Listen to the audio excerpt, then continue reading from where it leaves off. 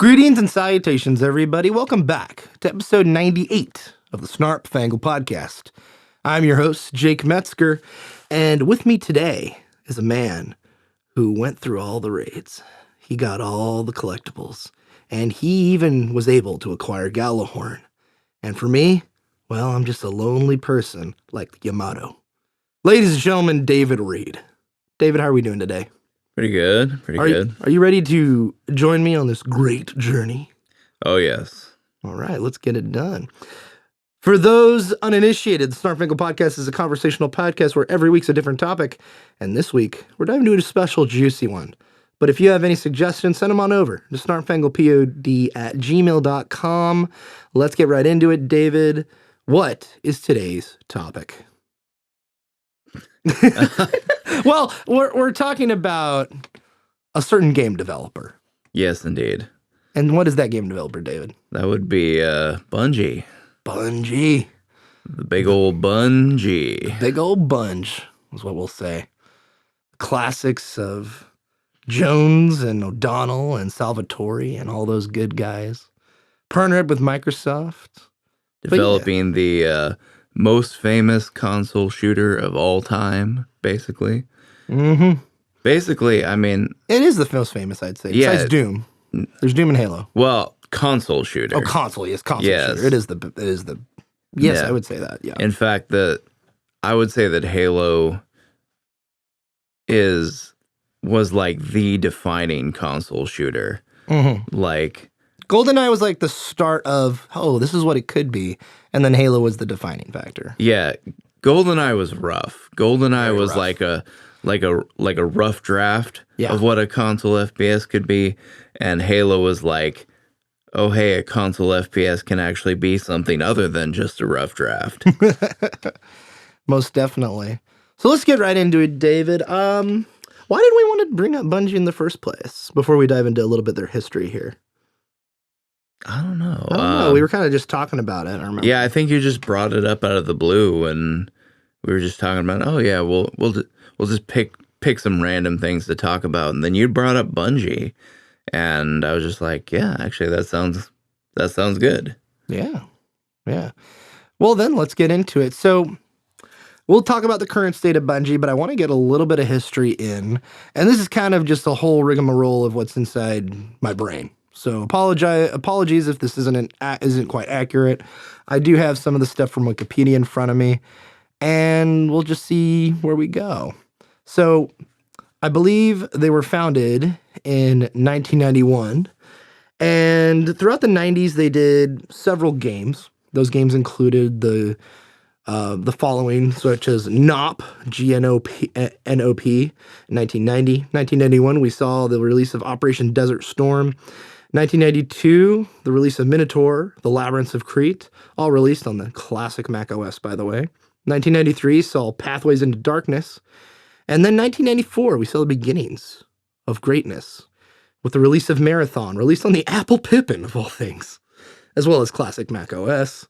And then Marathon 2, Durandal, also on the Apple Pippin, which was extremely short-lived, by the way, which was 1995 for Marathon 2. And then Marathon Infinity, which was the third game, I guess, released in the franchise, first that I've heard of it. Released in classic Mac OS. 1997, we saw the release of The Myth, The Fallen Lords. And then 1998, Myth 2, The Soul Blighter.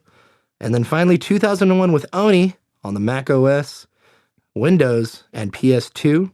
And then finally, the beginning of it all, the modern era with Halo Combat Evolved, released on the Microsoft Xbox. Just Xbox. You know what really always gets me about Bungie's early history is I'm always like confusing Myth with Mist. Yes. It was So, the like, same era. Anytime I hear reference to Bungie and Myth, I think Mist.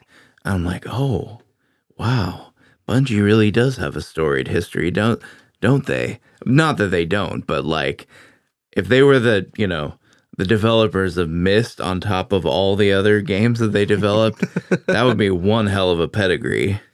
Yeah, and from what my knowledge is, during this time, they were kind of like this scrappy, small team that put out basically a game every year. had a partnership with Apple, made games for the Mac OS, and then eventually the Mac Apple Pippin, which was a Apple's foray into kind of sort of console like stuff, from what I understand. And then Apple Pippin went away because it wasn't successful. It was a dud. Mhm. And then they kept making stuff for Mac, and they all were fans of Mac. And then they announced Halo Combat Evolved as a third-person shooter, David. A third-person, kind of like this open world kind of game, from what I understand. Yeah. Well, from what I understand, it was actually originally supposed to be an RTS game. Oh, really? Yes, it was originally supposed to be an RTS, and I guess what really sent it down the path of becoming what it turned out to be was the Warthog. Because initially the Oh. Warthog was in there as just a unit that you could command, and they were really, really, really proud of their physics. You know, getting the Jeep to bounce around on the terrain realistically as a vehicle would in real life. And so I guess they spent a lot of time getting their Jeep physics right.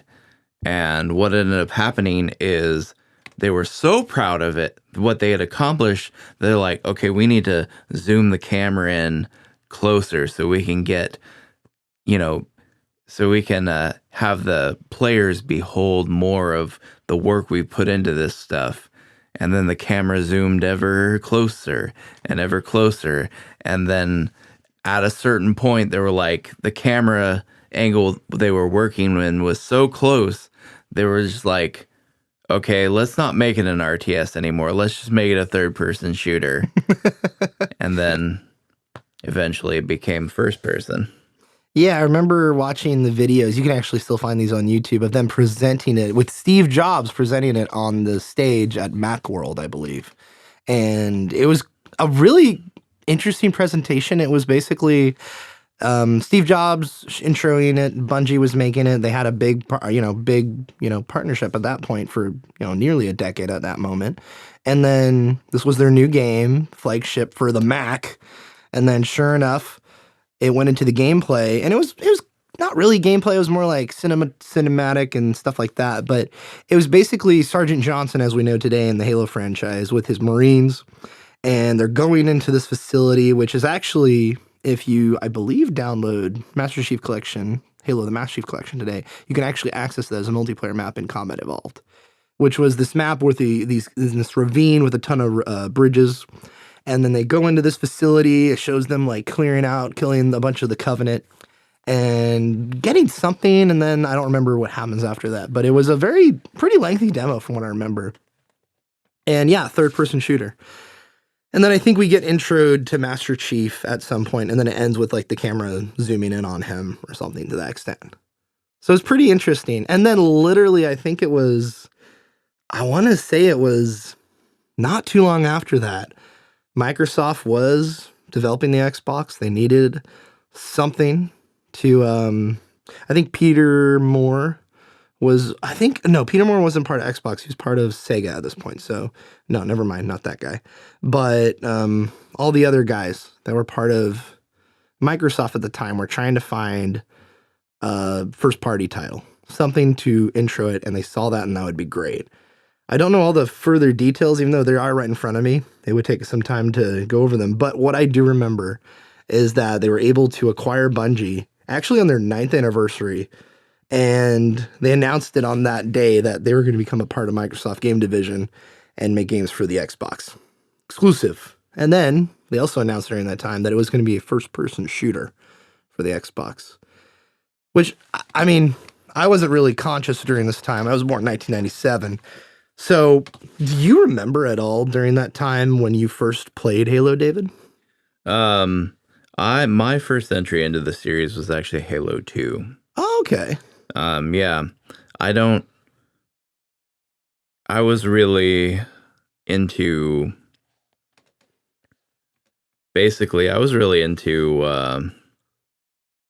my Super Nintendo at the time when Halo was first released. I was 11 or 12, and so Yeah, at that point, I wasn't really cognizant of the Xbox or anything like that. I was all into my Super Nintendo.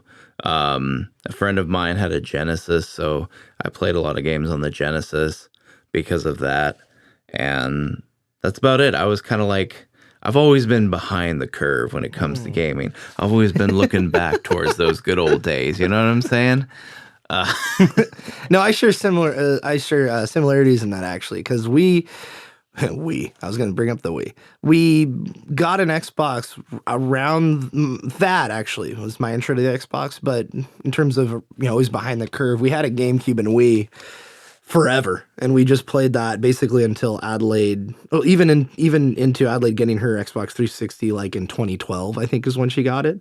Like basically when Minecraft came out, because she heard about this thing called Minecraft and thought it was cool, and her friend showed it to her, and then she got a 360 just for Minecraft. We had no idea what it was or what it could be, and at that point in 2012, we were still playing the GameCube and Wii because that's what we had, and we were just enjoying our time with it and playing those games, and then eventually we invested more in the 360, and then eventually I got a Xbox or a PS4 much later. So yeah. So yeah, so I don't really remember Halo Combat Evolved, but I do remember when Halo 2 came out. I yeah, remember the commercials. I remember the epic cinematic quality, and then it like showing like a big wide sweeping shot of all these battles raging on New Mombasa or whatever that city in Halo 2 was called, and then it zooms into Master Chief and he's like, I need a weapon. yeah. And I remember being like, I don't even know what this game is about, but I want it. I'm in. It's so funny because we talked about how Halo was this big thing, and it was this cultural resonance, beat by beat, game per game. I mean, Combat Evolved changed the scene with the Xbox, and then Halo 2 was just 3 short years later on the Xbox as well in 2004. So I remember during this time, I think actually no, yeah, this is probably when Thad got the Xbox was during Halo 2. Because I think he saw it, he's like, I like kind of like you. I think he needed to see it. Because I remember he got it just for Halo 2. I think it was like he got that in Halo 2, and like I think Fusion Frenzy, and then another game. And so I think at this point in 2004, yeah, Halo Fusion Frenzy was like a bargain bin game. So it was like he picked that up for us kids, and then he had Halo 2, which he played, and then eventually he got an Combat Evolved and a bunch of other stuff. But yeah, I remember him bringing it, and we were playing Fusion Frenzy, and I'm like, "This is amazing! This is so cool! Look at the graphics!" Because we were used to the N64 at that time. Like I remember Chelsea telling me when they first got Banjo-Kazooie, they were like, "Oh my God, look, Banjo's fingers move! This is amazing!" On the N64, and then we're playing Fusion Frenzy. We're like, "This is amazing!" And then so on and so forth. But yeah, we had Halo 2 in '04. And then again, 3 very short years later, we had Halo 3 in '07. And the world was just on fire for Halo. Because the 360 came out, I believe, in '05. Yes. A pretty early release. And I think released 1 year before the PS3, if my memory serves me correctly. At a That is cheaper the case. price as well. So we had a console generation of just 4 short years. 4 short years, excuse me. Yeah, Microsoft was the first out the gate in that console generation. Yeah. What I thought was interesting was Nintendo lagging behind with the release of the Wii, and it was like the weakest console out of all of them. Yeah. Which is completely the opposite of what Microsoft had done the previous generation, because by the time the Xbox released, the GameCube and the PS1 were already out. Mm-hmm. And then Microsoft here dropped the big black beast Big that black outperformed beast. them all. Yeah. With a whole hard drive in there, you could listen to CDs on there. I didn't never took advantage of this, but apparently you could rip your CDs to the hard drive and listen to your MP3 files while you game. Yeah. And the same thing with 360. Yeah, I never owned an OG Xbox. I always played Halo 2 at friends' houses, but yeah. as far as the 360 goes, yeah, I definitely made use of that. Ripped all my CDs, had my made playlists, and Ooh. yeah, David making playlists? those were the days. Wow, it's such a foreign concept to me. I know he's more of an album man, but That was before I was solidified as an album guy. All right. But yeah, I remember I have very, very, very fond nostalgic memories with the OG Xbox. Found out recently there's an adapter you can get, like for the hardware, where you can actually transfer everything from the hard drive. So you basically unplug the disk drive, plug in an SSD with this little adapter attached, and you have to buy a new IDE cable, David, to hook up everything to the new old hard drive. And what you do is you transfer everything over, you install your custom OS as well, and then from there, you don't even need the disk drive anymore. You just, you clone the hard drive to the SSD, you keep the SSD in there in place of the hard drive, and then sure enough, you can rip your games with the custom OS installed to the SSD. Oh, okay. Now we're talking SATA 1. It's super slow. Your SSD is going to, not take full advantage of the speed that was in 2001, we'll say. But to not having to rely on the discs anymore, that's kind of sweet. So I think I'm gonna do that in the next couple weeks. I have some SSDs coming in the mail, so I'm gonna throw that in there. But anyway, yeah, very, very fond memories. I remember playing a Spyro game on the Spyro: A Hero's Tale on the OG Xbox. I never grew up with or had a PS2 or had any friends that actually had PS2s. They released a Spyro game on the Xbox? Yeah, it was third-party title. It was on PS2, GameCube, and Xbox. Interesting. Yeah, it was a very fun, quirky game. Okay, my only Spyro experience was with the main games that were on the PS2. Nice. PS1 as well, the PS1 games as well, or just the PS2 games? Or you played them on PS2? I don't know, huh? I'm trying to... Are they like old? I know I've played more than one Spyro game. I'm trying to remember which ones I did actually play. I can't remember now. It's been too long. I mean, yeah, not gonna blame you, man. This was 24 years ago was when the OG Xbox came out. But the Xbox 360, on the other hand, 05.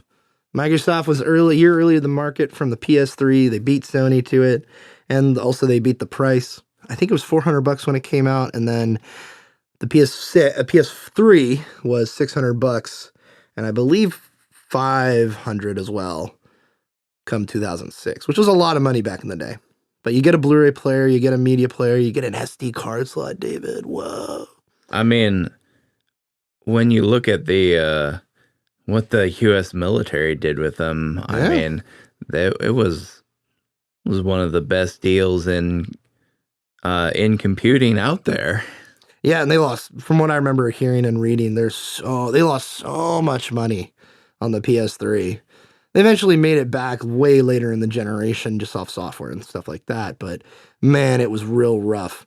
And actually, if you look at some of the history of PlayStation, that Colin Moriarty actually is cataloged and that stuff, he was coming up during that time. So like, he's always been like, he was coming up at his years at IGN during that time where the PS3 was imminent and when it finally released, and it was just a crap show, pretty much.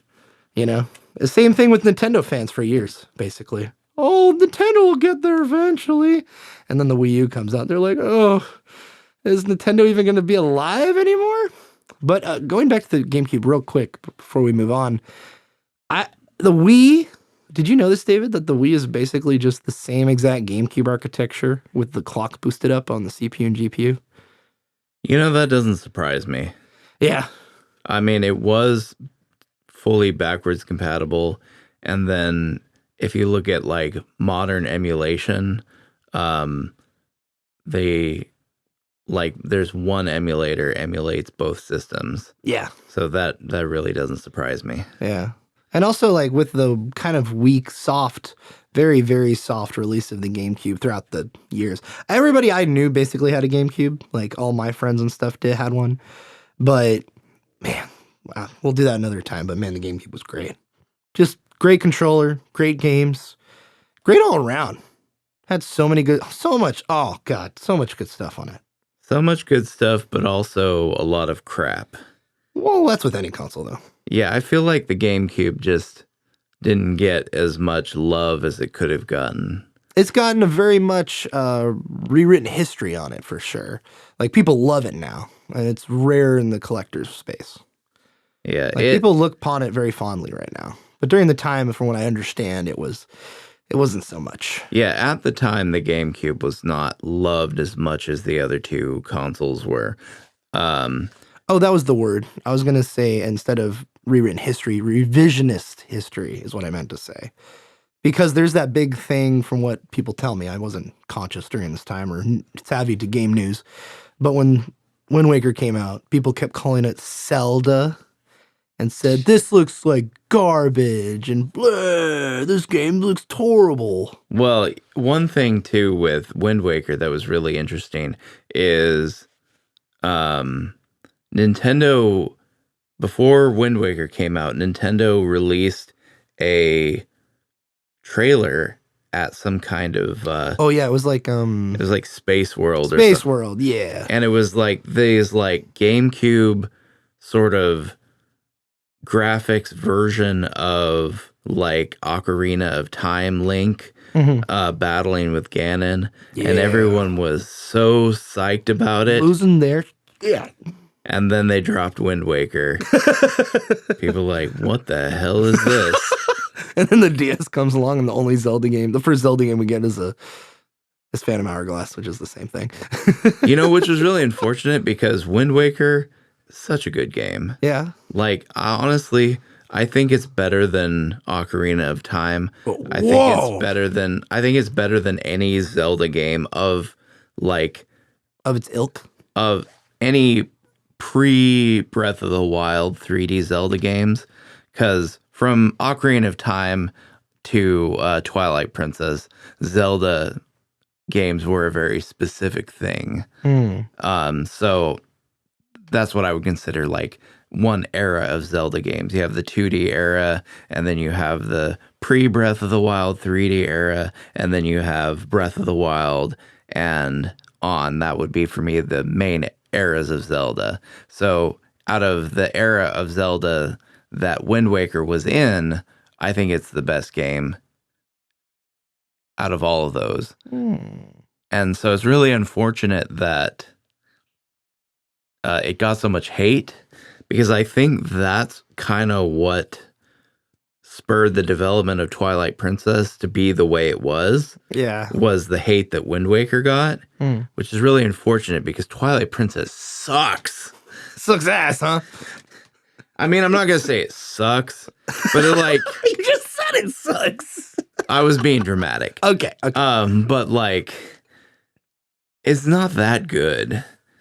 It drags on. Like, it has some cool ideas.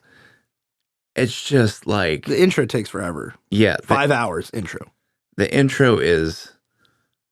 Oh my God, I almost couldn't get past the intro. Now, did you play it on GameCube or Wii? I played it on the Wii. Oh, that's why. That's why it's bad. It's so much better on GameCube with a controller. No, I played it with a controller. Oh, you did? Yeah. The GameCube controller? Yeah, you can plug GameCube controllers into the Wii. I didn't know you could play the Wii version with a GameCube controller. I did not know this, really. Because I grew up just with the GameCube version. Well, I mean, yeah, they were released simultaneously. They were the same game. Yeah, I just didn't know. I thought you had to use like motion controls. One just had motion controls tacked onto it. Oh, okay. Like,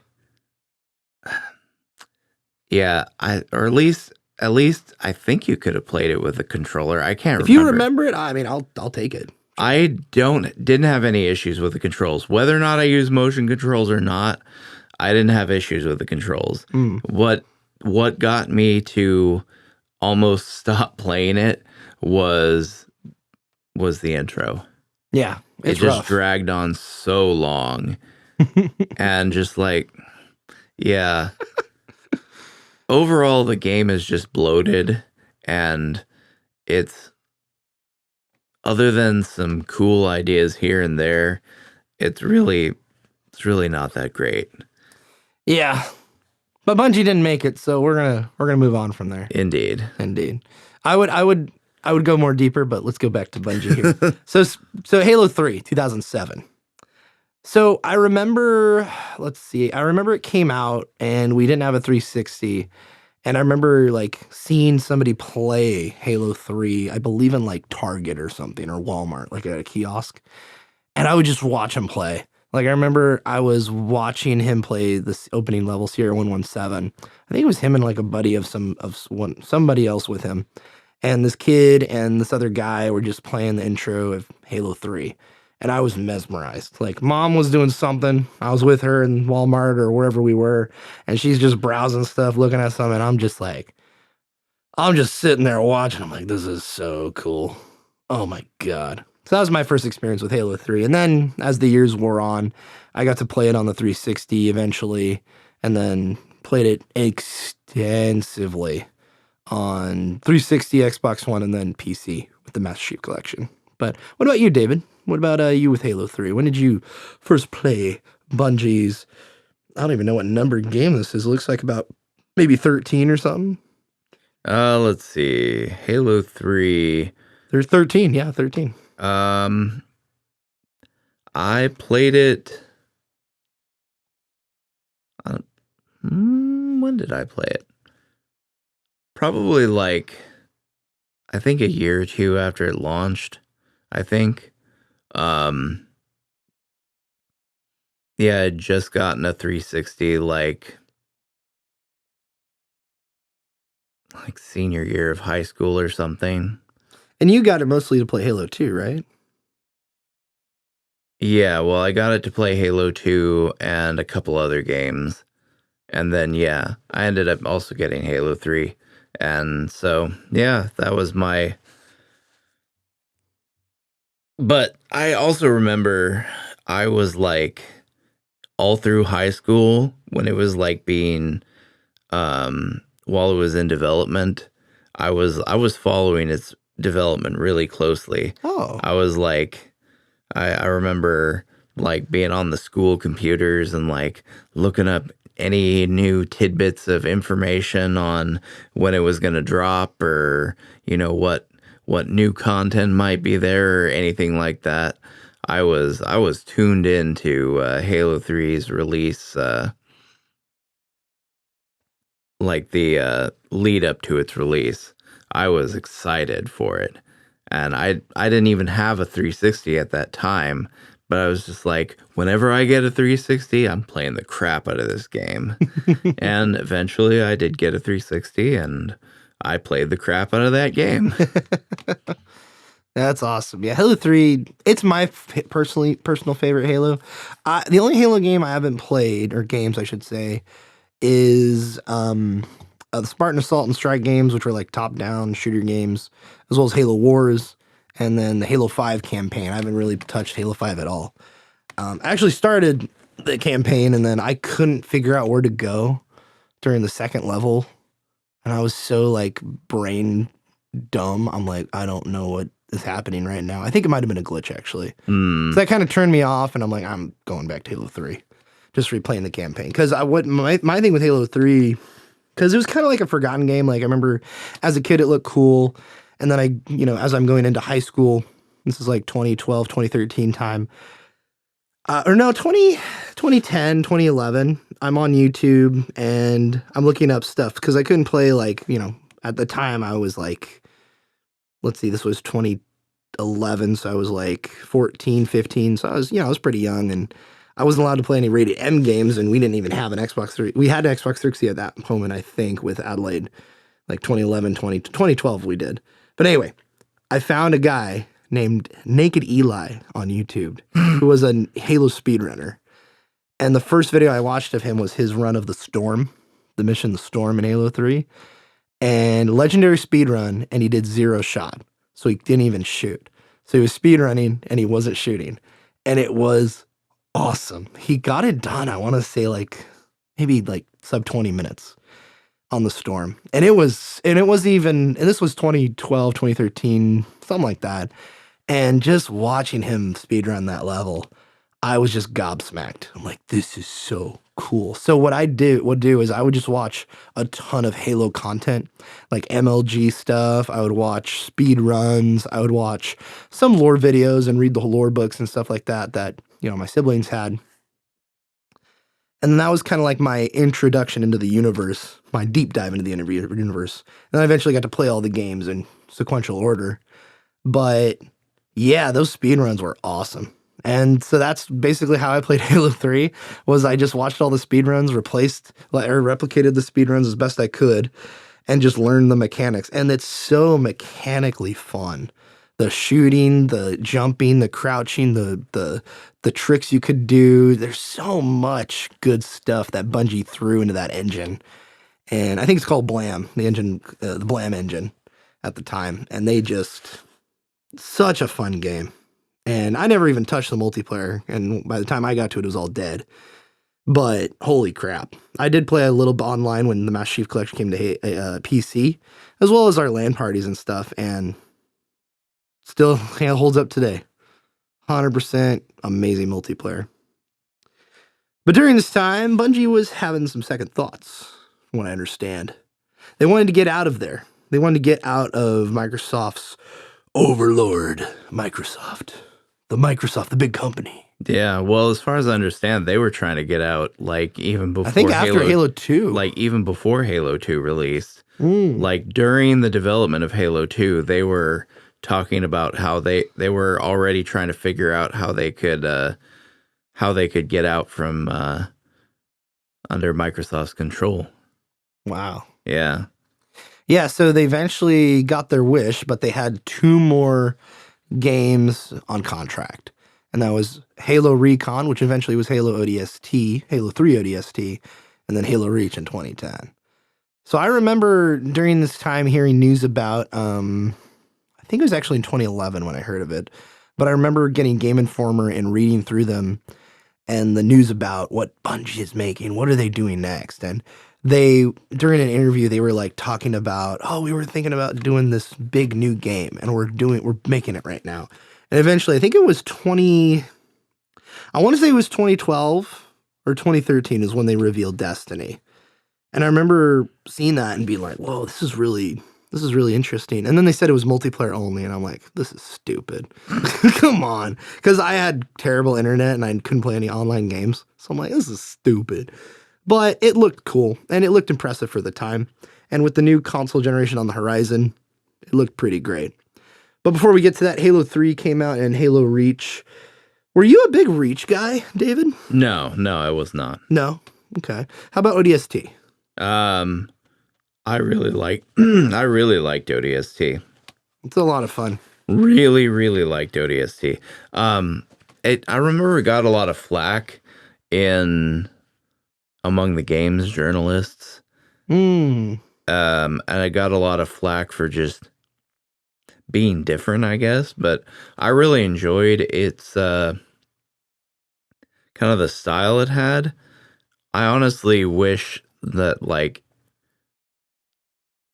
we could get more of that, but like, more in depth as far as how you would play as a as a Marine versus as the Chief, getting it like, because Halo 3 ODST was cool, but it was like it wasn't far enough. It wasn't enough of a transformation of the Halo formula, in my opinion. But I appreciated it nonetheless. I played through the campaign several times, and like, oh, what year did that release? That was Halo 3 ODST. That was I want to say 2009. Let me double check that sounds about right. Yeah, it was 2009. Yeah, that sounds about right. I was September 22nd. Yeah, I was just out of high school, and I was hadn't moved out yet. I was trying out college first, so I think I lived at home for like a year or so after high school, trying out college. And so Yeah, I didn't have we didn't have internet when I was growing up at all. Like you guys said you had crappy internet. We Yeah, didn't we had internet 2009 was when we first got it. yeah, we we didn't have internet at all. Dang. So yeah, I remember one thing I did appreciate about Halo 3 ODST is the multiplayer disc that it had all of the additional content from that was available for Halo 3, and so you didn't have to download it. Yeah. So it had all the extra maps and stuff, all the extra Forge content and all that. And I remember, playing lots and lots of split screen battles with my siblings That's awesome. for for that time period. Did you guys do co-op a lot? Yeah. Yep. That's dope. Yeah, from what I'm reading here, it was October 1st, 07, which is when Bungie and Microsoft announced they were splitting up. And then they became Bungie LLC at that point, and then they had another deal struck where it was 2 additional Halo games. And that was when ODST came into fray, and then you had Halo Reach in 2010. It's interesting when you think about it. You had Halo 3 ODST in 09, and then literally the year after that was Halo Reach, which I remember the teaser trailer for. I remember the teaser trailer for Halo Reach being the planet, and then it's zooming over it's like panning over the planet, and you could tell the planet's being glassed. Well, the Covenant was glassing the planet, and people were dying. You hear radio chatter. All these people are like calling out different things, and then it zooms out until you see the horizon over the planet, and it's all dark, and explosions are happening on there, as you can see, and then it says Halo Reach. It's like, whoa, what? This is the new Halo game? That's awesome. And then sure enough, I see more trailers and gameplay, and such an interesting game. Super, super fun. But not, well, I wouldn't say super fun. I never played the multiplayer, but like such a dark, foreboding campaign with, these interesting characters, I guess. They're not that cool, but they're very well lived in, I guess is what I would say. Yeah, see my problem with it was the story. Oh yeah. It was just like I didn't really care about any of these characters. Yeah, me neither. And I remember I had read the Fall of Reach novel. Ooh, yeah. And me too. I remember thinking that could be a cool story to adapt into a game, even if it was just loosely. Yeah. But instead Bungie just like went with some side characters that was like not really well fleshed out. Yeah. Just kind of like whatever, I'd say the performances are decent. That's why I said lived in. But yeah, I didn't really care about it when any of them died, except for George. When George died, I was like, oh no, this is Big Brother. He's given us one more shot. And then he throws you out the spaceship, and pretty poetic. I think the way each character died, except for Kat, was kind of like very poetic in a way. And I don't know. I mean, the campaign's fine. Reach is not really my thing. Like Halo 3 is more my type of game, but like Reach is cool. Like I like it. I just don't like the DMR. Like I'd rather get a BR in there. But especially with the bloom. The bloom's horrible. Like, you know what I'm talking about, where you fire and the reticle expands. Oh yeah. Yeah, bloom. It sucks. But with the MLG scene, Halo Reach is so fun to watch.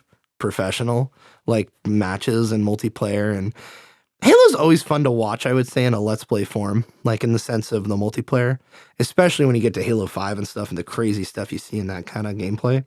But in terms of gameplay, again, the mechanics and everything just are great and awesome and fantastic. And Blam is then converted and reworked during this time after Halo Reach's release. Big release from the 360, 2010. The new consoles, people are looking forward to them. It's been 2005 to 2010, that's 5 years. We got to get these consoles like, what, 2012, right, David? Nope, 2013. So it's a long way. But during this time, after they split from Microsoft, they actually kept expanding into different buildings and offices and stuff like that. And they were working on Destiny, which is their next title. Yeah. What I found really interesting too is um from it sounds like their head guy, I can't remember his name right now. Gosh darn. Jason? Is it Jason? Yeah, Jason something. Yeah. I don't remember. But yeah, it sounds like their head guy was Jason Jones? yeah, that guy. Okay, gotcha. Yeah. It sounds like he was like basically on the verge of leaving the company, and in order to get him to agree to stay with them, one of the things they had was he was actually not working on Halo Reach at all.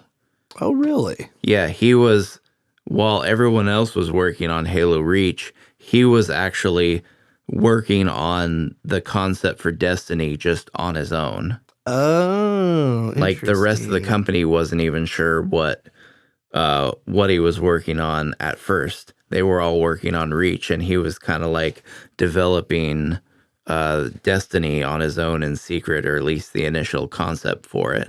Which I remember, if you go into Halo 3 ODST, there's a teaser for Destiny. You won't know it is until you actually look at it, but it's a picture of the Traveler. It's in, I think, one of the open spaces in the city in Halo 3 ODST in between the levels. I think it's in that hotel or office or apartment building where you can go down one of the halls. You're going into an apartment room, you turn left, and right before, as you're passing the door there, you turn left, and there's a picture of the Traveler from Destiny, and it's straight up there. And it's like, you just see it. It's in this picture frame. And then I think they actually took it out when I think Halo 3 ODST came out on Master Chief Collection. I could be wrong, but I remember they took it out and they replaced it with something. But if you go back on the 360 disc, you can still see it. So they were, and that was 09, and they were going to announce actually ODST in 2007, or no, 2008, I believe. But they canceled it and moved it a year because it was going to be called Recon, and then they changed it to ODST. And so they were thinking about Destiny for quite a while at that point. And with them splitting in 09 with Microsoft, and then signing a deal with Activision in April of 2010, so this is even before Reach comes out, they were cooking. They were getting stuff ready behind the scenes for quite a while before then for this next massively multiplayer online game that's a first-person shooter, which is kind of interesting, which... it had a project name of Bungie Aerospace at one point. And yeah, it was, or no, that was different. But yeah, they announced Destiny in 2013, and it was going to come out it came out on the PS3, PS4, 360, and Xbox One in September of 2014. So I remember them showing it, and I was like, oh, this is interesting, but again, not my thing. They made a 10-year publishing deal with Activision in 2010, announced it in 2013 that they're doing Bungie, the game reveal, and then the game released in September 9th, 2014. I remember at some point, I remember the Game Informer reveal of the cover. Apparently, I think the game, part of it leaked at one point. I remember seeing the interesting key art. There's a lot of interesting stuff that was going on with that game in terms of lore. But honestly, it didn't really have a good story from all that I know. I never played it personally, but it just didn't look like it had a whole lot, in my opinion. Like, there's never any good, like, amazing characters. There's nobody such as Master Chief, for example, or even, Cortana or Johnson or even Keys. Like, there's some cool characters, I think, that are introduced in Destiny 2, but then that's about it. It's more just multiplayer, playing with your friends, on a raid, and sometimes you'd be in a raid for like just like in World of Warcraft for hours at some points.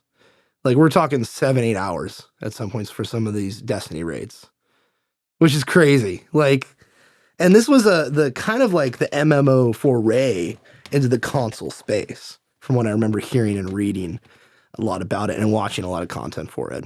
So Destiny it was cool mechanically. God, the guns look awesome. The mechanics are neat. But yeah, again, it's more of like, oh hey, we're just in this space world, shooting up aliens and having a okay multiplayer experience PvP wise. So, do you have any experience with Destiny, David? No, I never played either of the games. Yeah. Yeah. It's just kind of like I really wasn't like into MMOs at all. Like I played a little bit of World of Warcraft and a little bit of a couple other MMOs, and they just weren't my thing. You ever dive into the RuneScape pool? No, not RuneScape. Oh, you weren't that cool. I think back in the day. Yeah, I played Warcraft for like World of Warcraft for a little bit, like not much at all. And then I played a little bit more of, I think it was Neverwinter Nights. Oh yeah, they did have an online thing. Is what I played, but I remember I got further in that game, but that was just because I had someone like I was playing with like I was playing with friends, like we were playing over the internet, but like we were, getting together specifically to play. It wasn't like I was just playing with randoms, Okay. And so, and that was the only reason I really ever played it as much as I did, was the fact that I had a few friends who were all playing it. We all, logged in at the same time to, do quests together and stuff. But yeah, other than that, MMOs never really appealed to me. So when Destiny came along, it's like, I'm going to skip this one. Yeah, same here. I never got into it. I think I acquired the first Destiny with like the Legendary Edition on PS4 at some point. I have it on disc. And you can go back and play that, but it's like there's nobody playing it from what I understand. There's still maybe somebody playing it, but like I think, yeah, you have to have a PS Plus subscription playing it, or Game Pass Core or whatever for Xbox, and then you just play it. So, but I don't think I'll ever go to it. Whatever. Speaking of Destiny, yeah, you remember PS3 and not having to pay for online multiplayer? That's true. Wasn't that great? Maybe I should track down a disc of Destiny 1 on PS3, because I have a PS3. Maybe I should do that, since you have to play online or pay for online. Is anyone still playing the original Destiny on PS3? I actually watched a video, said Destiny on PS3 in 2024 or whatever, and there was like, he was able to get one match of a raid with somebody or something like that. It was really funny. Like he did a mission with somebody on the video. So yeah, shout out to that guy, whatever his name was. But yeah, if you look that up, you'll find it. So anyway, Destiny comes out. I'm not into it. A lot of people are into it. So I'm not. Naked Eli, I remember the guy I followed, wasn't into it at all. I remember he like did everything you could do in the game in like 2 weeks, and then he was out, basically. He's like, all right, I'm done. And Destiny's not really my game. And then he went back to making Halo content. And this was kind of like the dividing line. Like a lot of people who were Halo fans, kind of just stuck with the franchise, even though 343 became a part of it and carried the torch forward. And I think when you look back on it, there was somewhat excitement, but somewhat skepticism over it. And now I think it's just a lost cause. And I think, and we'll talk about this later, but I think 343 had just so many opportunities, an incredible amount of opportunities to make Halo better, or even somewhat close to what it was back in the day. They had every opportunity. They had a decade and a half to make it what it could have been, or even replicate just a smidge of the legendary of the great journey of Halo. But I think they just failed at every turn, and part of it's Microsoft high and middle management just interfering, and part of it also is Just lack of sauce that Bungie had. You know why it failed? You want Why? to know the real reason why it failed? Why, David? It's because of the retcon. The retcon? Oh. What retcon? They retcon the story. In what? 4? In 4, yeah. They retcon the story. Really? Like I'm hearing this for the first time. They turned the Forerunners into their own race. What were they before? They were humans. Oh. You're telling me I don't know that. you haven't played through Halo 3's campaign? No, I have, yeah. And you don't remember how it ends? Well, first off, I was speedrunning that sucker, so I wasn't paying attention to the story. But I've lost a lot of respect for you, Jake. Well, look, I remember watching Vidocs. I remember watching the lore dumps. I thought that was something they added afterward. That they were humans or something. No, that's literally how Halo 3 ends. So what? You get to the final mission, and 343 Guilty Spark, or whatever the floating orb thing's name was in that one. He's actually the final boss of the game. Yeah. Because he turns on you because you don't want to activate the ring again. Yeah. And basically he goes nuts and he reveals to you that humans are actually the descendants of the Forerunners. Like the Forerunners were like humans are descendants of the Forerunners. I never caught that. Yeah, like he literally says you are Forerunners in the cutscene. Oh, I just never apparently caught that before. He says it very loud, and to be honest, I also skip the cutscenes when I'm speedrunning, so like some of it just doesn't attach. Okay, I lost a lot of respect for you. Look, Jake. I'm sorry, I'm speedrunning, man. I want to get to the gameplay. So sorry. Like sorry, dude, but I don't know what to say. I think the story was like half the reason like to even play the game. I played it way after that. I had no anticipation building up to it. I was just, it's eventually I'll get to it, and I did. I was like, sorry, I didn't know that the humans were Forerunners, descendants of. I do remember that, tangentially, I do remember it being mentioned once, but I don't know what context that was in.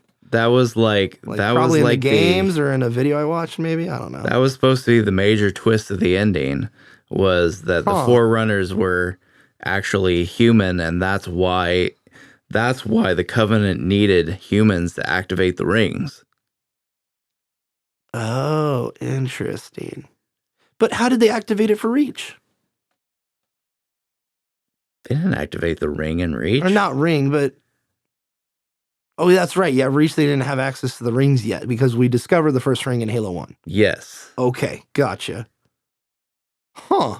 I did not know that. And when in Halo 2, when Tartarus activates the ring, yeah, he literally has to get what's her face, grab her hand and make her physically take the key and push it into the thing, because it will only work if a human's touching it.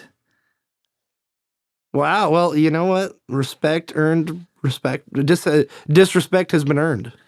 So yeah. So basically, I did not know any of that. So basically, yeah. Spoiler alert. That's awesome. That's cool. Spoiler alert. Halo 3 ends because Master Chief doesn't want to activate the ring, and Guilty Spark goes nuts and drops the the N-word on him and everything. Drops the revelation that humans are the Forerunners, like the modern descendants of the Forerunners, and then you have to kill Guilty Spark because he tries to kill you with his laser eye vision. And then fast forward to Halo 4 is 343 decided to retcon that, and they turned the Forerunners into a species. Into like a separate species. They like made it so like the humans were like some kind of genetic offshoot of Forerunners, but they weren't actually the same.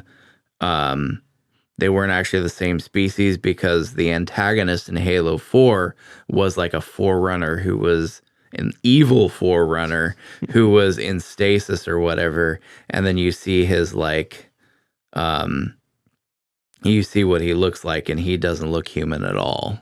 No, especially because that's the didact, and then the chick, I can't remember what her name is, but yeah, whatever. So yeah, that's why 343 failed. They Okay. disrespected the source material in that one key area. Man, I just lost my cred, dude. All the Halo cred, whatever I had. I don't think I have much anyway. So take it, David. Take it. And with that, yeah, Bungie, yeah, they left the Halo franchise. What I would say is this. We can talk about this now if you want. Yeah, we'll save it for later. So never mind. But yeah, okay, so Destiny comes out. People like it. People don't like it. It gains a massive following. Awesome. Then we get Destiny 2 in 2017. And at this point, I think Bungie was like, yeah, we're going to go independent. We don't need Activision anymore. We're 8 years into the deal. Let's just get out while we can.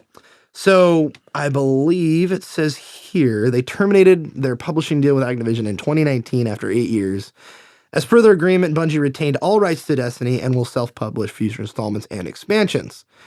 This included transitioning Destiny 2 from using Activision's Battle.net to Steam, etc., etc. There was a lot going on during this time. This was 2017? 2019. There was a lot going on this time. We're on the cusp of a new generation of consoles. We had no idea where Bungie was taking the Destiny IP. Lots of classic and classic talent and founders of the company have already left at this point. Marty O'Donnell left at this point. You have, of course, the founders, Jason Jones and Alex Safara. I can't remember his name, but Alex left as well. So a lot of the old guard was gone at this point, especially with producers and devs, a lot of them. And then sure enough, by the time 2022 rolls around, January 31st specifically, Sony and Bungie make an agreement, and Sony purchases Bungie for $3.6 billion.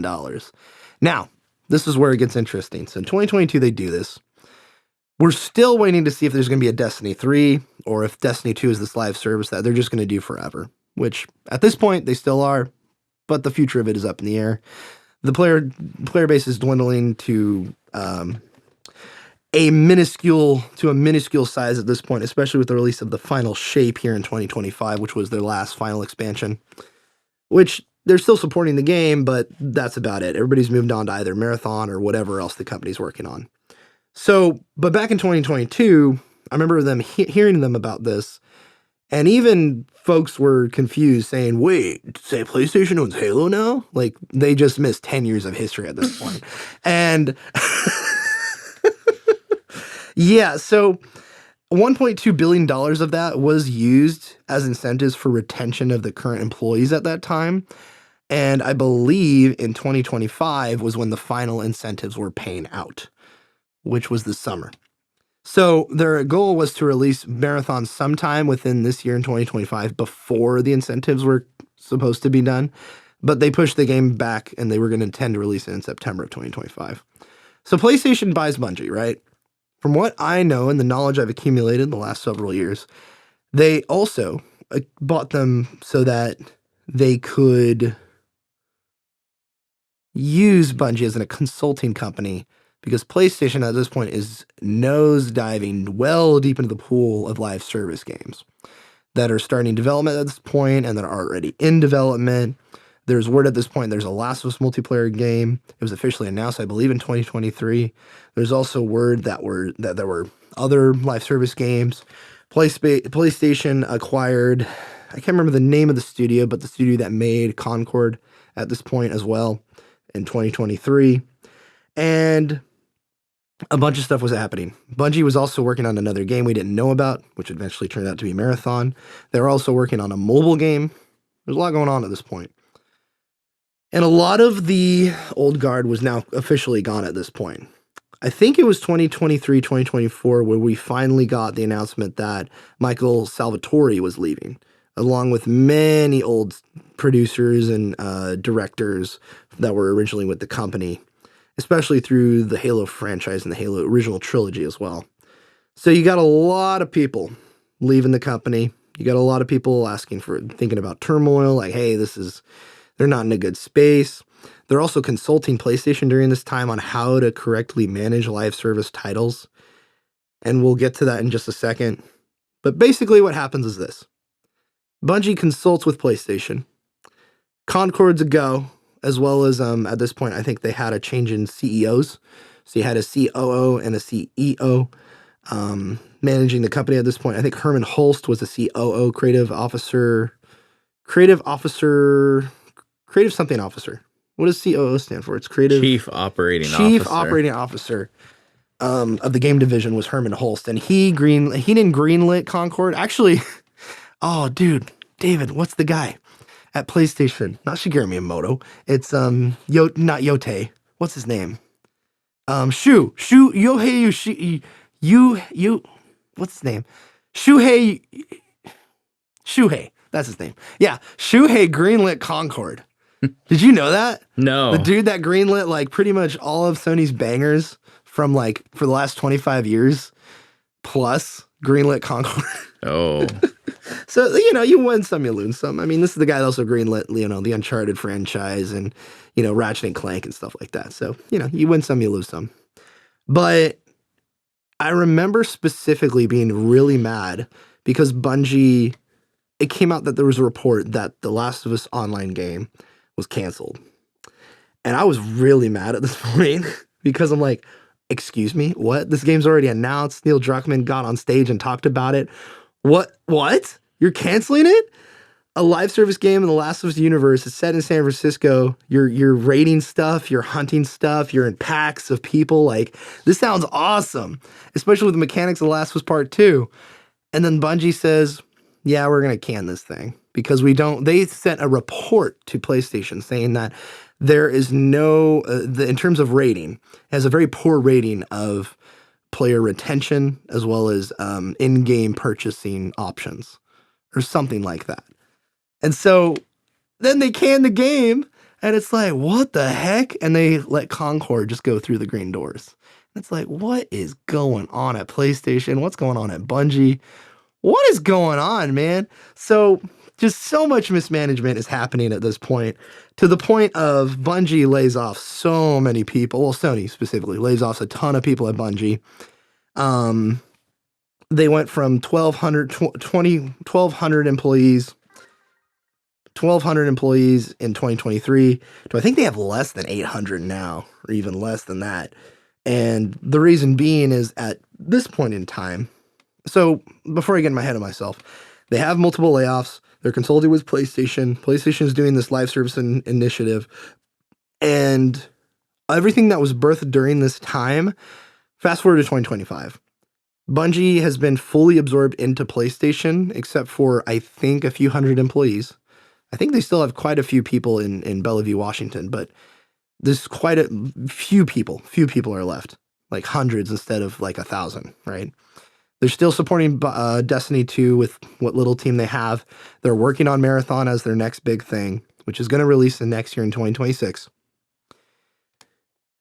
As well as you have a God of War live service game that's been canceled.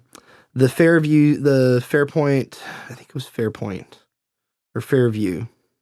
Whatever game studio that Jade Raymond was working at that PlayStation owned, Jade Raymond was let go. That chick was let go. We don't know if that game's coming out, which was, gosh, I can't remember the name. I apologize. But all these live service initiatives that Bungie was helping out in 2022, 2023, 2024, now have either failed or have been canned. And it's really, really unfortunate. We had a God of War live service game, which I don't know why they would make one in the first place, but that was canceled. What? The Fair games. God of War live service game. Yeah, we talked about this last year, but yeah. Oh my God. Yeah. And I must have blocked that out because and Blue Point was working on it. The guys who did the Shadow of the Colossus remake. Oh. Because they were doing support work for the God of War Ragnarok. So they had knowledge of the engine and the assets and all that stuff. So they're just, Sony's like, oh, we'll just start working on this. And that was, greenlit and then of course shut down. So that sucks. They could have been making another game such as Demon Souls remake or something to that extent instead, but they put them on that for some reason. So anyway, so a lot is going on. A lot of mismanagement. Herman Hulse is then demoted in 2024, which was last year, from chief creative officer to some other position, but yeah, if you look at the press release, they're basically like, yeah, you did a bad job, but we're glad to have you in this new role. So a lot's going on. Bungie is being fully absorbed into PlayStation by I think like 70%. They have a few hundred employees left, and Marathon had a whole debacle this last year where it was revealed people were skeptical if an extraction shooter could work. Thanks to Arc Raiders recently, that might actually turn out okay for Marathon because Arc Raiders is huge right now, and it's the same type of game, just first person. So we'll see how Marathon turns out. But I think with Arc Raiders being on the market and the success of that title, we'll see where Marathon ends up in the end of the day. People are now used to an extraction shooter, and the average audience is aware of what the concept is. So maybe, potentially, Marathon could do okay. But we'll get into that in a little bit. And then finally, we have just a ton of things they were bought for and now useless. Like, they're not consulting on live service stuff at all.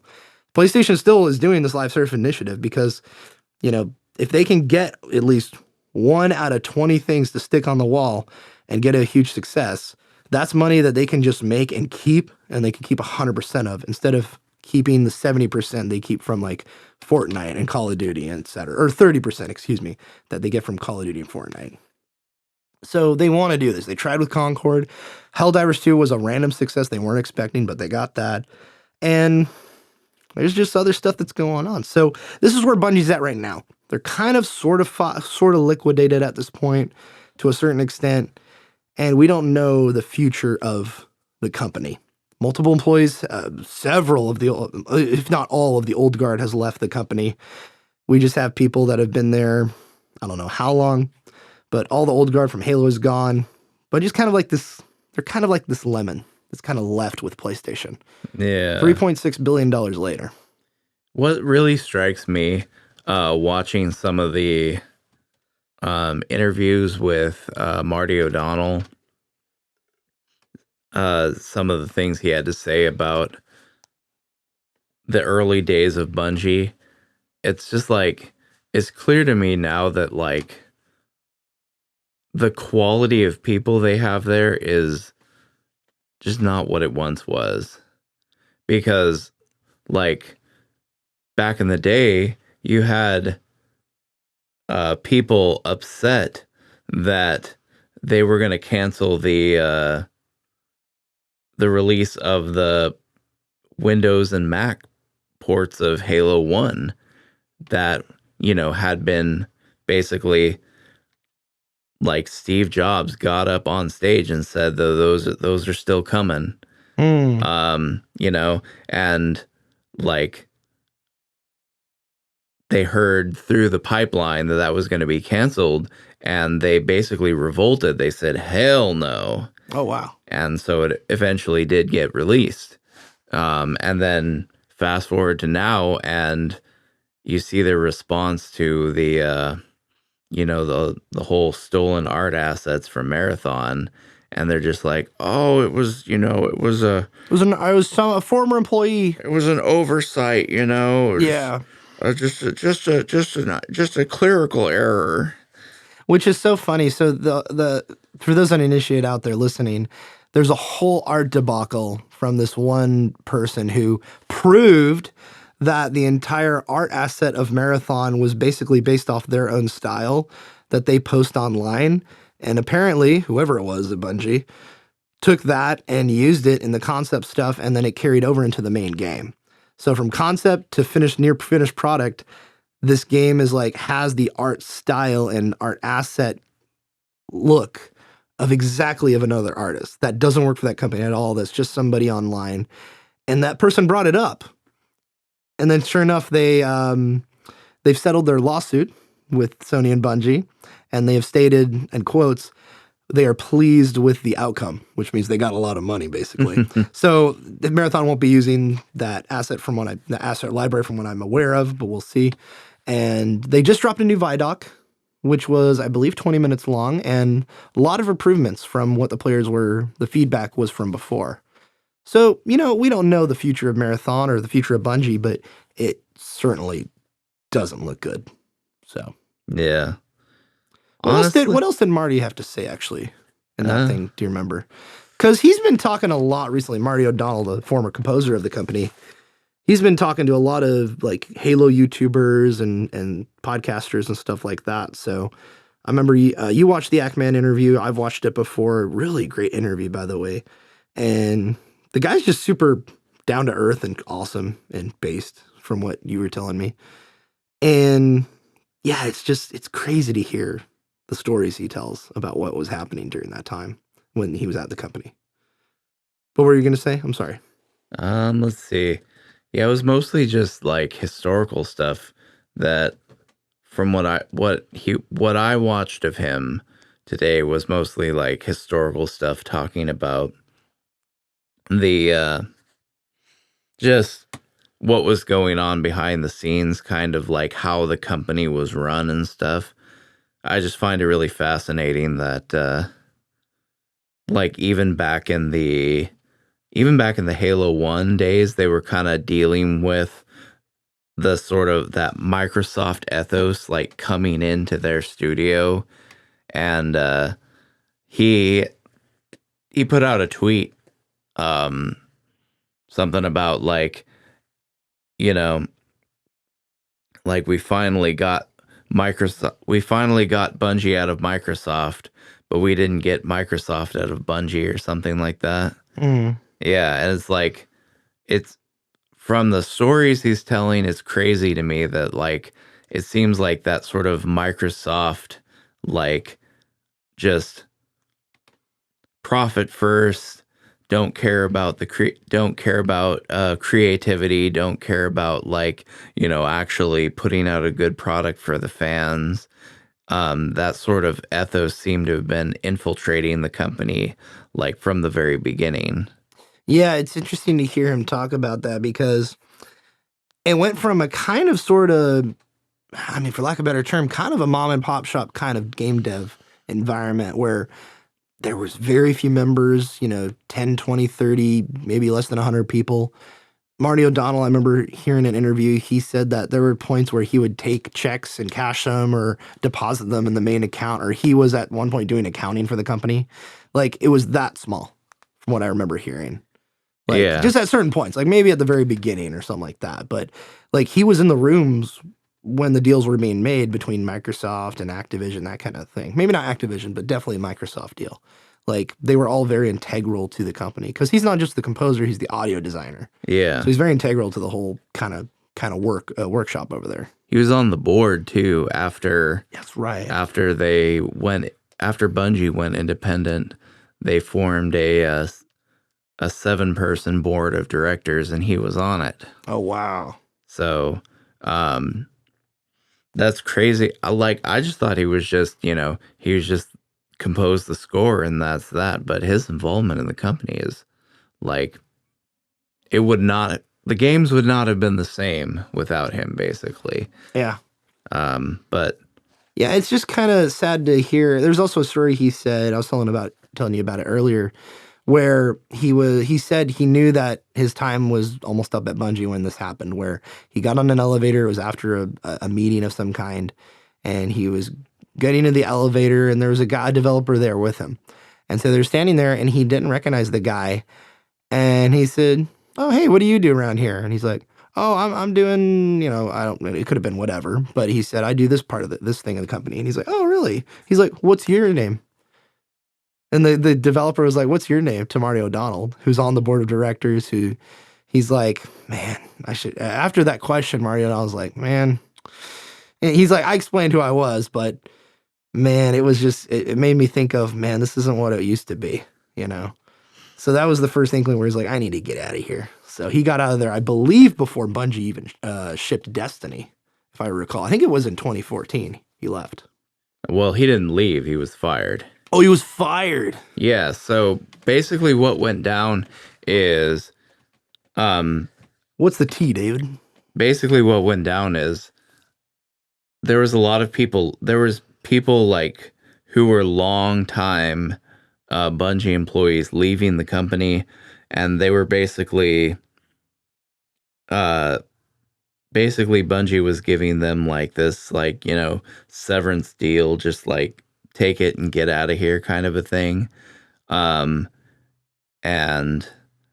with, you know, obviously, he can't speak in too concrete terms about this because there's been some legal troubles between him and Bungie.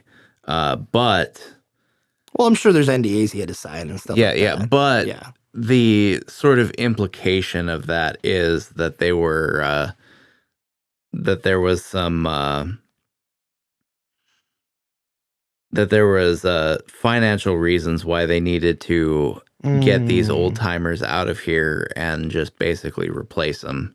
Yeah. Or just downsize, Yeah, because if you imagine for yourself at a company like Bungie, you've been through an acquisition, you guys are purchased or you guys are partnered with Activision, say what have you, and you've been here a long time. You've been paid that same salary. You've been here a long time. You know your credibility.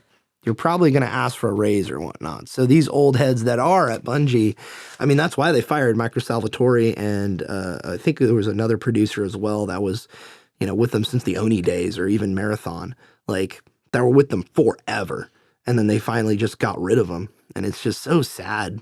That's generational knowledge in the games industry that's just gone. Yeah. Like, and who knows if they're going to either go to a different developer and pass that information on or work with somebody like that or just get out of the industry entirely. But so with Marty O'Donnell specifically, though, he saw that happening and I guess he decided that he didn't want to just, take the severance deal and go quietly.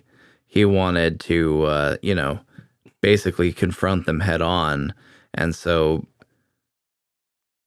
according to what he says, he basically told them, like, if you want to get rid of me, you're going to have to fire me. Oh, wow. And they did. Dang. And basically, I think the sort of excuse that they use is that he was just like difficult to work with, that he ran his mouth and, said all sorts of mean things. And he just like, was at odds with their vision and all this and that, that sort of thing. So they ended up firing him, and he had to sue them to keep his stock in the company. Whoa, no that way. He got from being one of the founding board members of the newly created Bungie Incorporated after they had gotten independent from Microsoft. That's crazy. Yeah, he had every right to his portion because he was part of the board, obviously, and whatever stock options he had in the company too. Like, there's, I don't know, stock options that are, held by whatever company, but still, like, if you're investing that time, that effort, and your years of wealth or your wills of wealth and knowledge and that kind of thing, and your time in that company, you deserve some kind of compensation for it. You deserve your due that you own. And the fact that they were kind of trying to get around that, it shows how shady they were, and kind of shows, I don't know. I think it's a reflection of the kind of framework that Microsoft brought into that company, that infiltrated that company. So it's just really sad. I remember hearing a video by not Anna Fryer, but Laura Fryer, David. Yeah, sorry. To our earlier conversation. But yeah, Laura Fryer, who's on YouTube, who's an older game developer who worked at I believe she worked on the Gears of War franchise and several other games at Microsoft Game Studios. And she was in this she was working with she's very analytical and very like, okay, let's get this done, just give me a list and get it done, like a good, tech engineer or network engineer, what have you. But I think she was more into design and tech side of things. So she was on this phone call with somebody higher up at Microsoft, and they were like basically berating her on the phone. And she's like, and this was right before Christmas break. And they're like, I want to get this done, blah, blah, blah. And this is like some other young dude that's up and coming into Microsoft, and he just wants to make a name for himself. And you see this in what have you. It could be any kind of industry. But during the story, he was like berating her. He's like, okay. And she was like writing notes or whatever, just typing them in. And she had him on speakerphone. And during this time in the office she was in, during this time, every door in the office was a barn sliding door. So there's basically no privacy. You could hear everybody talking in every room. So she was listening to this, just, going through it, whatever, it doesn't matter. And then sure enough, the conversation ends, they hang up, and then she opens her barn door, and there's a whole group of people outside just listening in, being like fearful, like, are you going to lose your job? Like, what's going on? And she's like, no, this is just some of the people you have to deal with in this industry, especially with these big companies. And, that was also a company that worked with Microsoft. So it's like that kind of culture, and corporate culture specifically, just carries on everywhere, unfortunately. But I don't know, it makes me think of like what it takes to make a company, which I have no knowledge of. But that's something for a different time. Yeah, which actually leads me to an interesting thing that I've seen is one of the guys who was like, I think he was either the CEO or the COO of Bungie, who was there while Marty O'Donnell was still there. I think he left shortly after, like a few years after Marty O'Donnell got fired.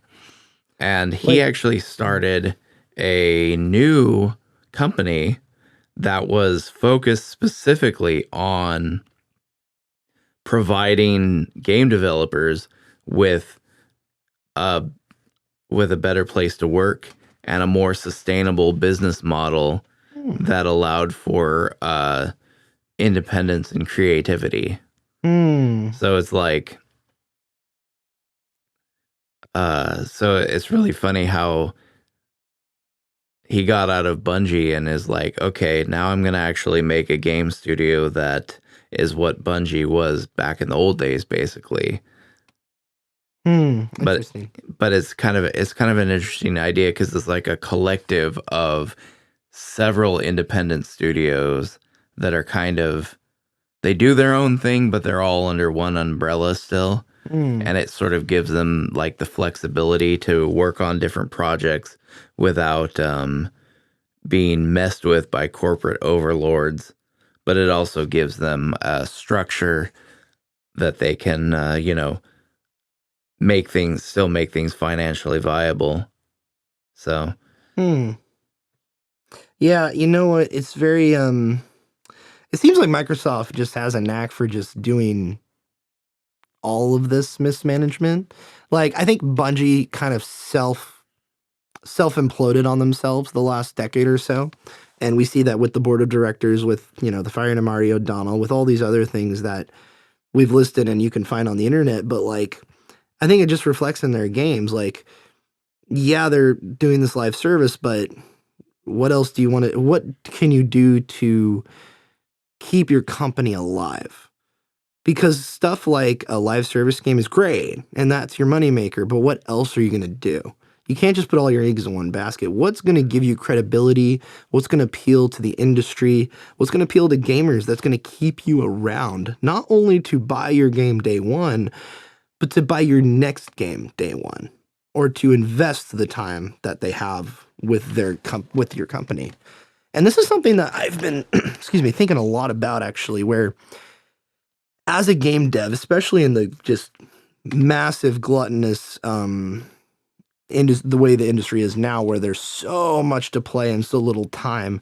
I mean, you can look at what's released on the eShop every year, the PlayStation Store and Steam, and there's thousands upon thousands of games released every year. And most of it's kind of like garbage sometimes, but you do see the gems released as well. But even the good stuff, like 2024, like there are so many good games that were coming out the last several years. There's just no time to play it all. And I don't think that's the goal, but as a company, what makes you stand out in the industry? And Bungie they have the credibility, they have the name Bungie. That's kind of the reason why I think companies like BioWare have lasted for so long, is because of the name. The name, not the people, you know? It was revealed in the Game Awards that Fate of the Old Republic is in development, a game headed by Casey Hudson, whose, to be fair, last game was Anthem. However, BioWare's jump into multiplayer live service. However, like, this is a foray into classic RPGs or turn-based action RPGs even, and back into that Star Wars goodness. Well, we'll see. But you also have stuff like Exodus, a new space RPG made by the founders of BioWare and Drew Kaspersian, who wrote Knights of the Republic 1 and 2 and the Mass Effect trilogy. So, like, you have all these other veterans of the industry going to different places. But you also have stories that are failures, like the guy who was a manager at Rockstar, starting a game company, getting the funding, getting a publisher, and that game was Mind's Eye. And that game became the most downvoted, worst reviewed game, and the most broken game of 2025.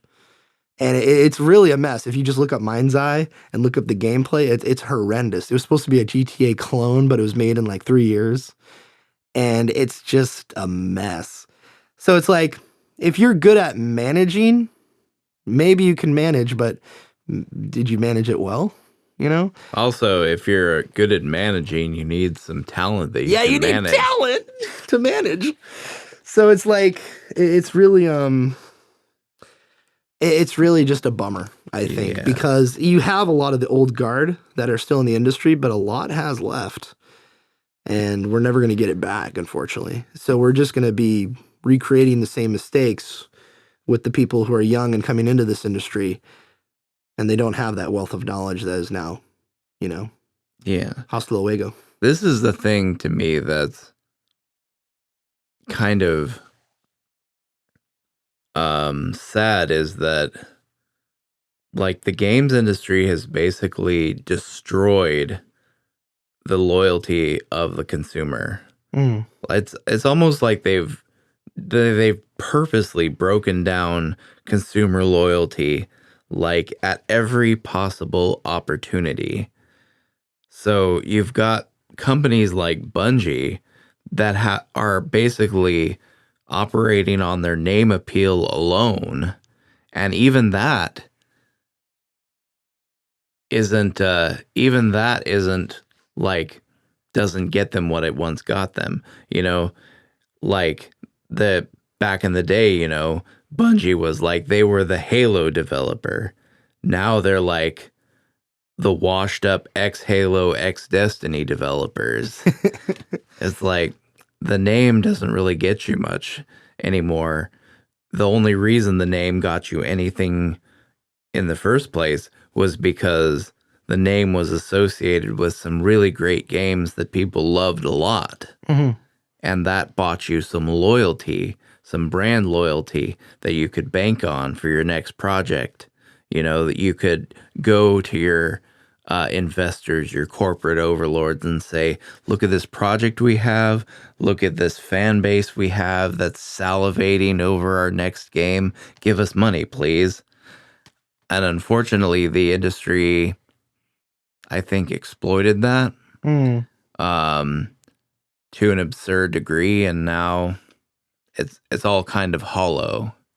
Yeah, and this kind of dives into a deeper discussion about Microsoft. But before we go in there, I do want to touch on Sony, because I think Sony is just as much to blame for this, because they bought the lie that Bungie had, where Bungie said, hey, we have 1,200 developers that need to get paid every 2 weeks.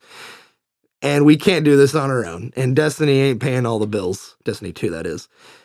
We need a buyer. We need somebody to own this company. And we need money. And Sony had it.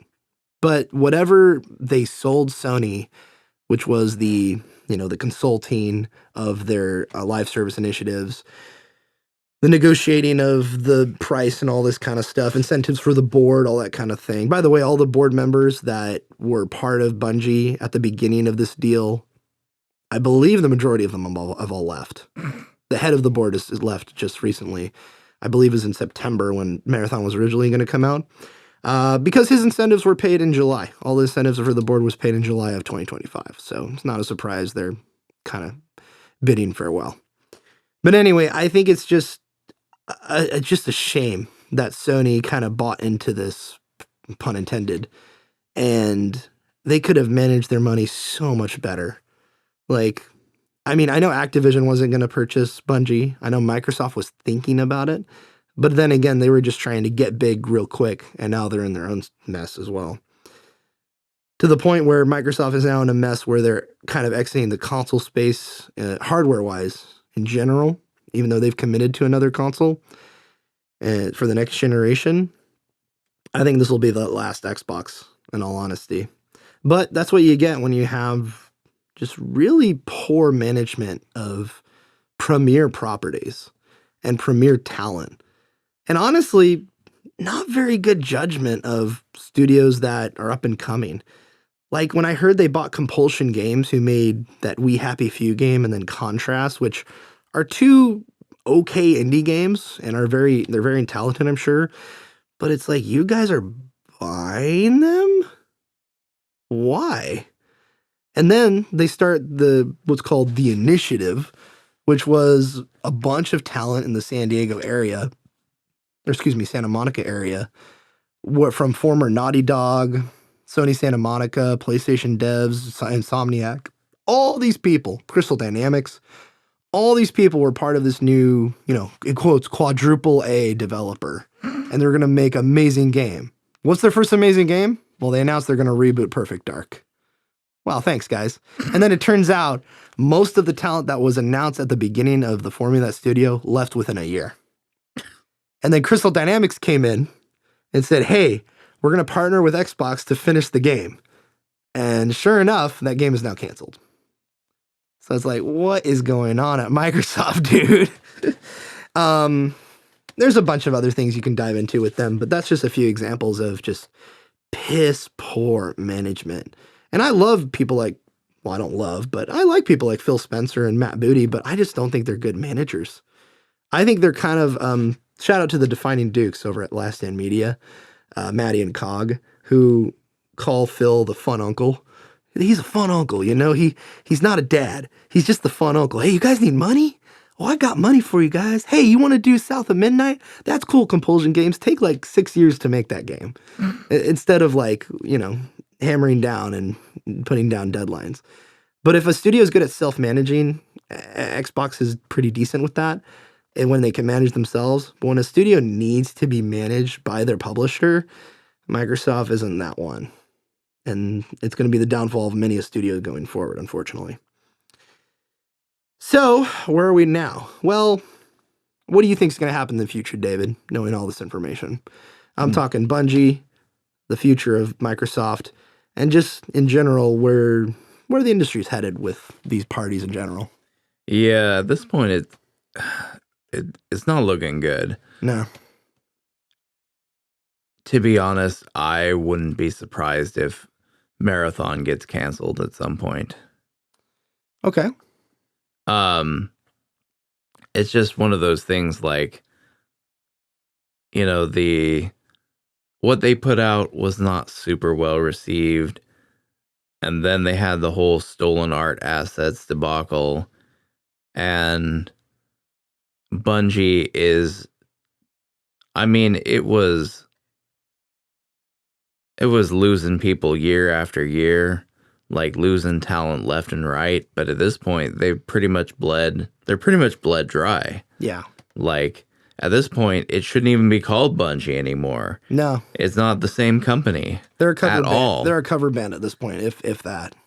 That's what BioWare is basically. They're a cover band of what BioWare, a image of BioWare, what they used to be. So, yeah, I never thought of Marathon being canceled because they've invested so much into it at this point. Just to give you a timeline, the art that Anti-Real, the name of the artist that made the art that was stolen made it in 2017, and that was just on the internet. And then Marathon was in development. I believe, I don't know when, but 2019 has been the kind of speculated date. So it's like, it's pretty crazy. They could pull a Concord, shut it all down, write it off, get some money back from the government. They could do that.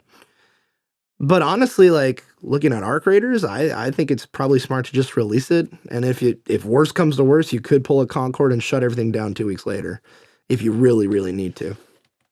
Yeah, I don't know. It just seems like this game is not going to be good. Yeah, and you know what? I've heard good things about it. I'm not gonna play it. I'm not an extraction shooter guy, but if there's a little community they can form around it, that'd be cool. And PlayStation could, like, say they close down Bungie, they could put somebody else on it and say, hey, you guys make this, and have a small team just proliferate this game and keep it going, you know? See, I'm all for, I actually really would like a Marathon reboot to happen. Yeah. Like, I would love that, but not as an extraction shooter. yeah, just especially not as whatever the heck this is. Yeah. It's just like the pedigree of Bungie, the pedigree of like the IPs they've created over the years. It deserves better. Yeah. And you know what? I would be fine if one day EA says, which I think they will at one point, especially in the next 2 years, I would say, hey, we're going to close down BioWare. It's just gone. And honestly, I'd be fine with the same with Bungie. I think it was good while it lasted. It was a really interesting story for a while. And there was wonderful, talented people. I think there's still talented people there. I look at the gun mechanics of Destiny. I look at the gun mechanics of Marathon, the level design, everything. I think there, even the artwork, even though some of it was stolen, like there's still some pretty great talent there. But again, it's like a lemon. Like, what are you going to do with this thing at this point? Just PlayStation. It's so poetic in a way.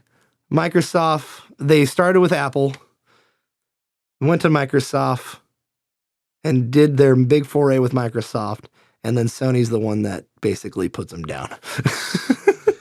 Yeah. So yeah, I don't think the future of them is very bright, honestly. Yeah, honestly, I would, I'd love to see is, I think I told you about this, is I'd love to see, because I've been playing a Quake Champions demake online over the past couple weeks. Looks cool. And it's super fun. And honestly, I'd love to see a return of like the multiplayer arena shooter, with the fast twitch reflexes and the movement mechanics that require you to actually learn and invest in the game, that kind of a thing. And Marathon, I think, would be the IP to do that. Yeah. And so it makes me sad that instead of getting something cool like that for a Marathon reboot, we're getting what's probably going to be a mediocre extraction shooter or possibly a canceled game. Yeah. And you know what? This is an interesting thing I've been thinking about. And it's not an original thought. I heard somebody say this, but it's the thought of the first person genre. You see it right there. What is there left to do in the first person genre in terms of first person shooter? I think a great example is Doom: The Dark Ages. It's a great poster child for what the first person shooting genre has done or is capable of doing. You have Doom Eternal and Doom: The Dark Ages, where you take the first person shooting. You're shooting, right? You're shooting demons. But you add on a layer of, you have a shield you can deflect stuff with. You have a color-coded system where this ammo does this weapon does this, that thing. If you burn the enemies and shoot them, you get armor back, like in Doom Eternal. There's so many. It's like a resource management more than a first-person shooter in terms of Doom, with the new Doom games. And I think it's personally really great. I think Doom Eternal's immaculate. I think it's a fantastic game. I haven't played Dark Ages, but it looks like another spin on the genre. Why don't we get, and you look at stuff like Marathon. It's an extraction shooter. Sure, cool. You look at other stuff like Titanfall 2. That campaign was awesome. And the Titan mechanics in the multiplayer are freaking so cool. I remember playing a couple matches of Titanfall 2 and being so impressed and getting killed immediately because people were too good at the game on PC. But you see this genre, why don't we just go back to basics? Why don't we, I mean, we could do a demake, but like, give me an arena shooter with just a fun spin on things. Like, the multiplayer genre is so, what's the word I'm looking for, David? It's so full. It's so oversaturated.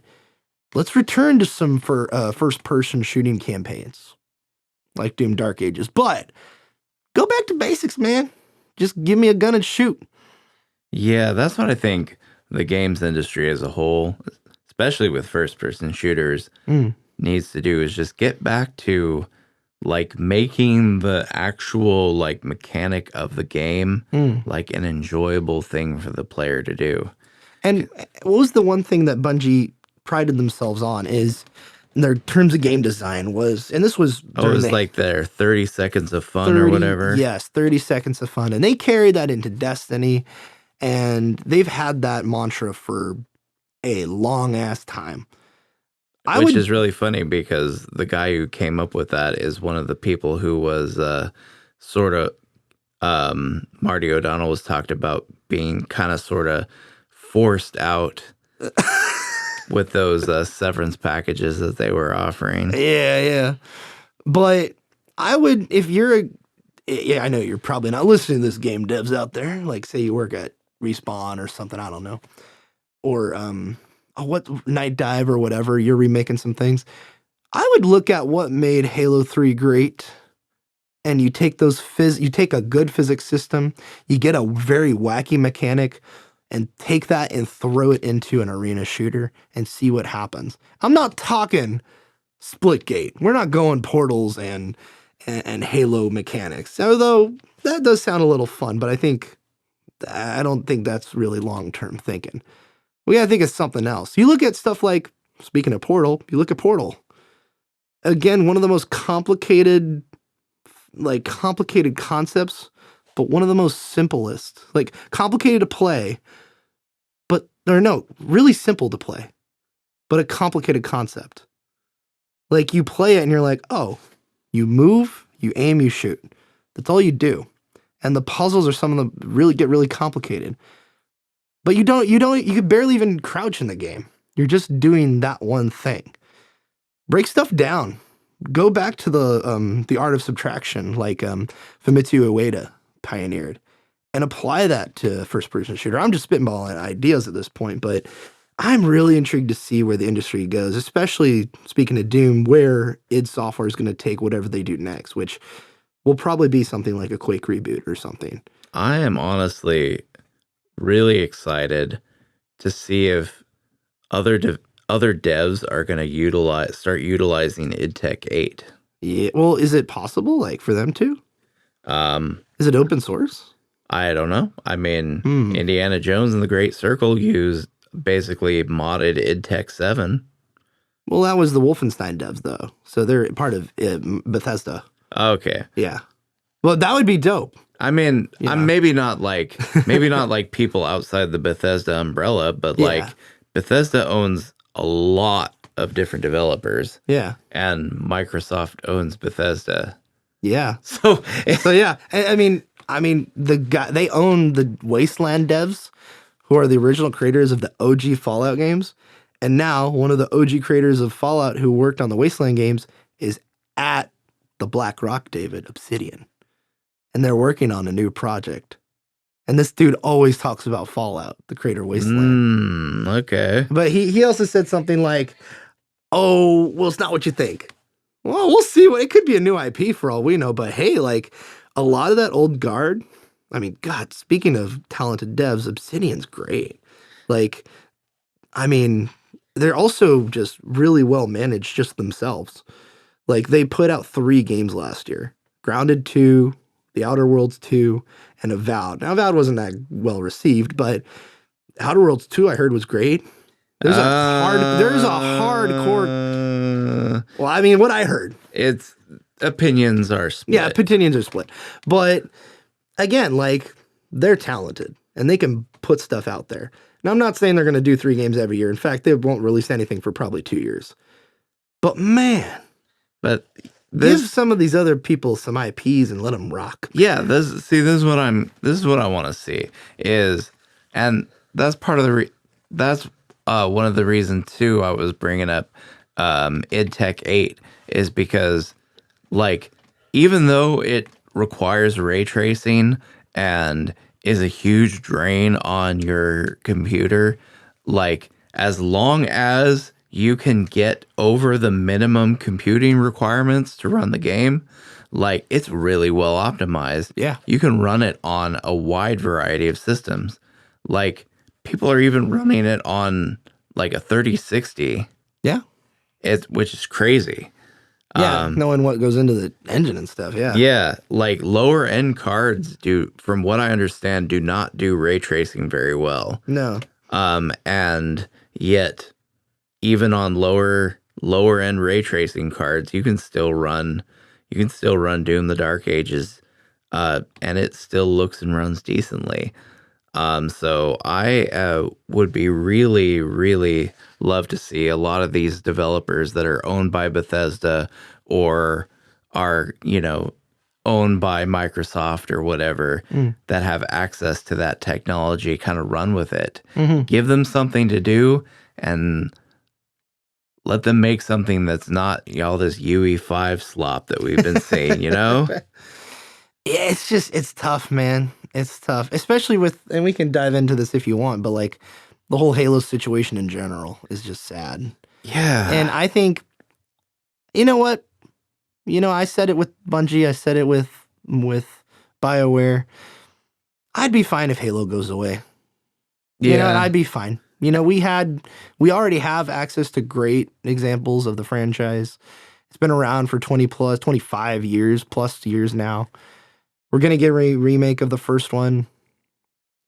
Just make it go away after that, guys. Like, they're not because it makes money, but like, take a break for a while and then get Machine Games in there and like let them let's split the team up, make him work on Indiana Jones and then make him work on Halo. Like, that's what I would do. If I was Microsoft, which I'm not a $1 trillion corporation, David, but what I would do is I would really hammer home the devs that do well and really self-manage well and really hammer down on investing in those studios.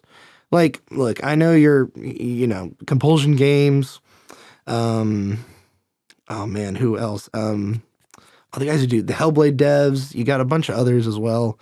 It's just you got Rare, which is still alive for some reason. I thought they would close down years ago, but somehow they're still alive. Are they developing anything? That's the question. I think their last game they were developing, Everwild, got canceled. So it's like, what do you do? Yeah. But it's like, even that, like, Rare, go away.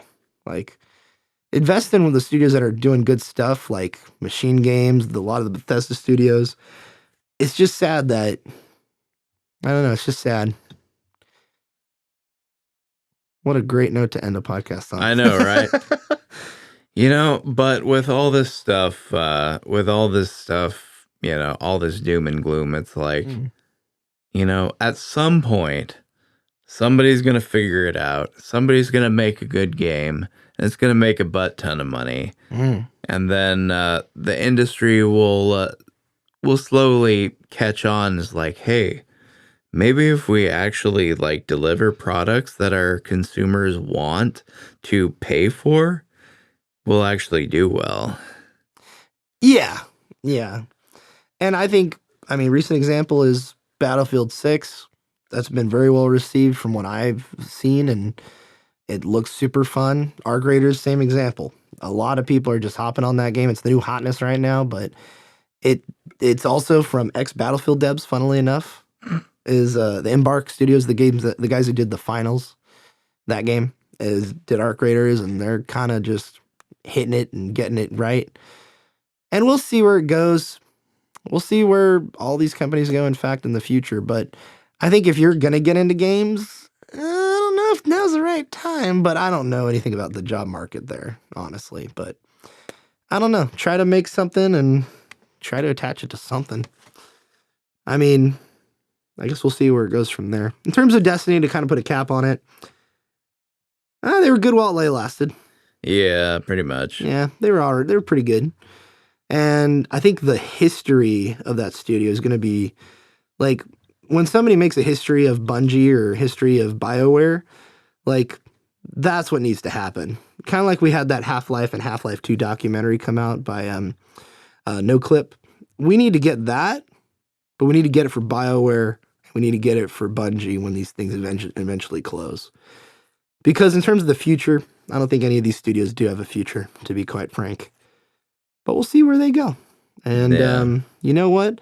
Fate of the Old Republic, the thought of it's cool, but we'll see if we'll see when or if it does come out. Yeah, I have no hope for Bungie particularly, but I am glad to see that it seems like all the people who left have all migrated elsewhere, and you know, we might not have them working on a new Halo game, but they're out there doing something. Yeah, or and maybe we'll see the fruits of it someday. Yeah. Maybe we'll see the fruits someday. And with that, ladies and gentlemen, we'll bid you adieu on this more somber ending note of Snarp Fangle Podcast. Welcome to episode 98. We're getting pretty close to 100. Next week will be 99. The week after that, 100 as well. As some special announcements in the future. And with that, we'll see you later. And remember, when you're looking up at the sky, at the beautiful skybox, and you're looking at the traveler, and you're thinking to yourself, has my time been well spent in this digital world? Just remember that it doesn't really matter in the end. And to Snarp Fangle on. Bye-bye now.